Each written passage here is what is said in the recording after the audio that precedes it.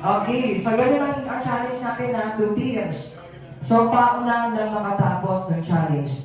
Kailangan ganun na, nakasuot, hindi yung nakaganyan lang. Kailangan suot ang diaper. Kailangan mo sa diaper. Okay, ready na players?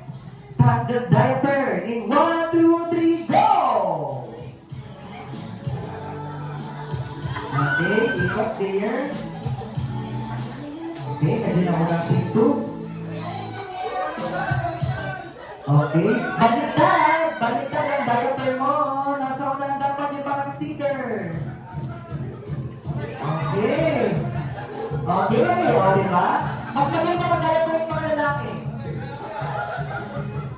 Mag-break dapat mas magaling kayo naglalaki. Ayun, perfect. Okay?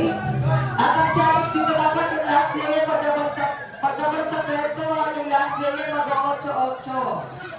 Race to 3 points to. Okay. Tapos na? Last player 8-8. Okay. So meron na 1 point ang team 1. Race to 3 points to. Hindi pa tayo tos. Balik po sa mga pwesto. Race to 3 points.